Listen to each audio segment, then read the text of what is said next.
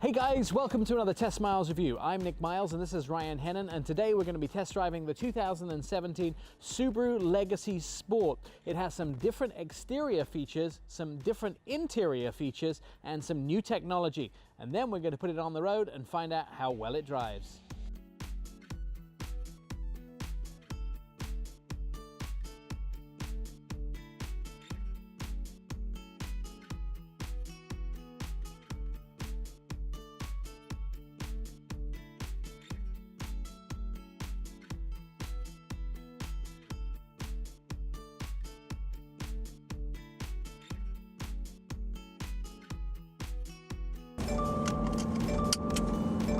Got it on.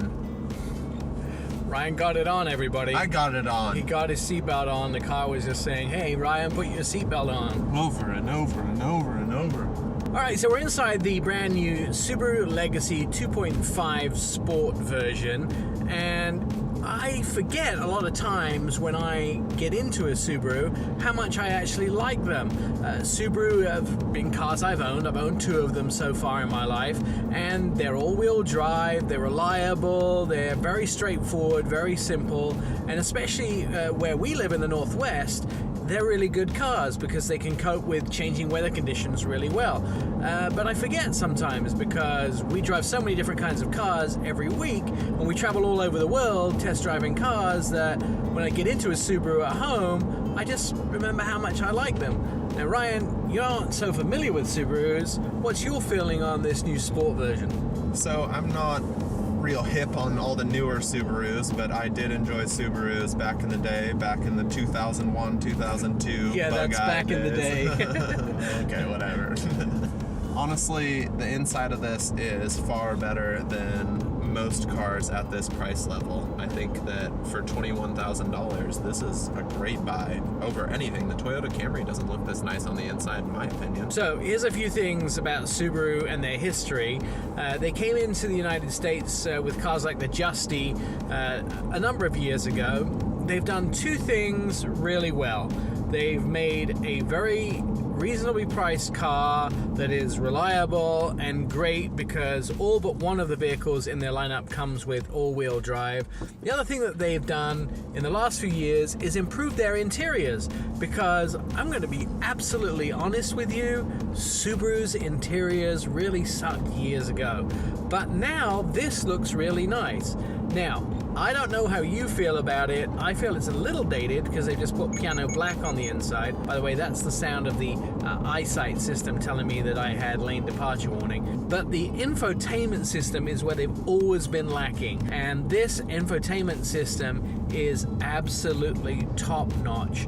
Along with the safety and the exterior, they're now making a very competitive car. The big story about Subaru is they're a really clean company. Not only has it done it for them, but they have partnered with the national parks to show them some of the tips and tricks that they've used to make their factory clean in helping to make the national parks of North America sustainable.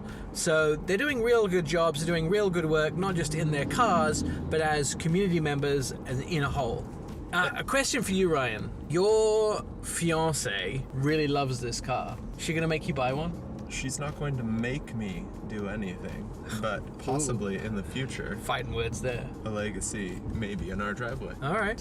Ooh, that's somebody who's had Toyotas all his life, right? Yeah, and my parents recently got a Subaru, and my dad has nothing but good things to say about it. So here's the great thing about what Subaru have done with the Legacy is the price from year to year, 2016 to 17, has remained fairly the same, and a few things have changed and have been modernized about the car. So from model year to model year, you can still get the car for about the same price. Let's talk about the cameras in this car. There are 3 cameras now for 2017. They have the 2 eyesight cameras, which we will explain. You may be familiar with them. But not only do they have the 2 eyesight cameras, is they have a 3rd camera. They've slightly changed the design of the mirror, and that camera is for high beams. So it will automatically dim or up your high beams depending on what it sees in oncoming traffic and whether it needs to.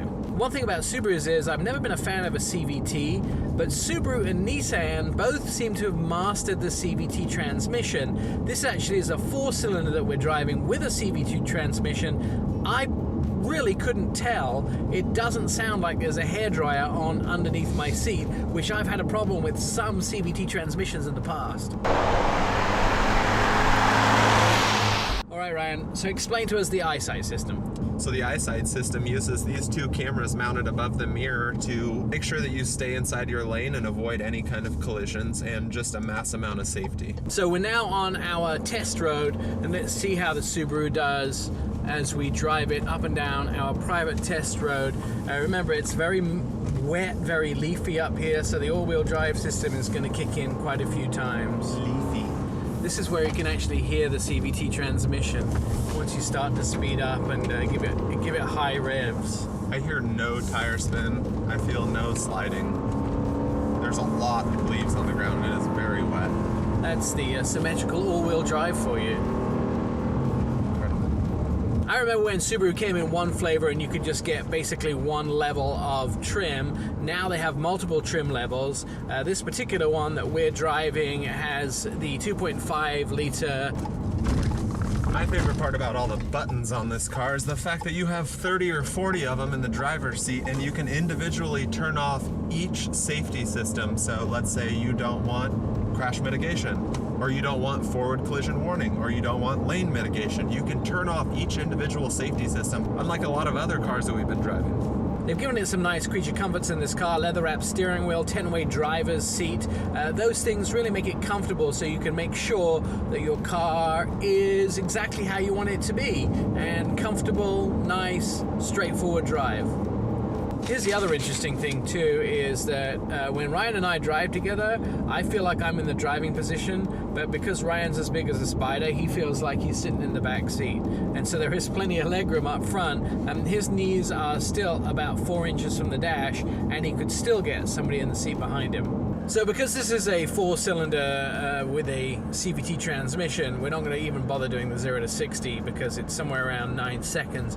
But we are going to turn on our decibel meter to see exactly how loud this is. Now, interestingly enough, with a CVT transmission, you often get much louder cabin noise. Let's see what it turns out to be, whether we can get it below 90 decibels as we're driving 30 miles an hour.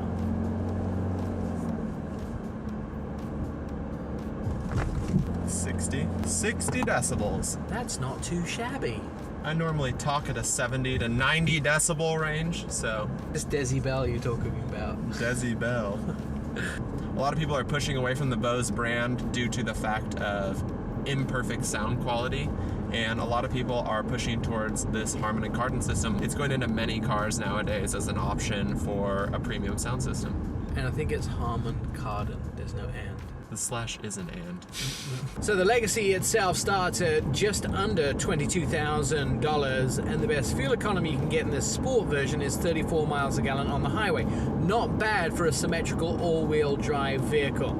If you want to watch more videos, please go to Ryan's house, knock on his front door and ask him what the website is. Or alternatively, you can actually go to testmiles.com to see our videos, or check out Test Miles on YouTube. Please subscribe. That part is very important to us because we'd like more than 3 people. It really helps if you subscribe to our channel. Thanks for watching, and we'll see you next time. Ta-ta for now! Well, isn't this the first year for the Sport? Well, how could the price be the same as last year's then? It's not. It's $100 over. Yeah, but there wasn't one last year, so how could it be the same price? Fine.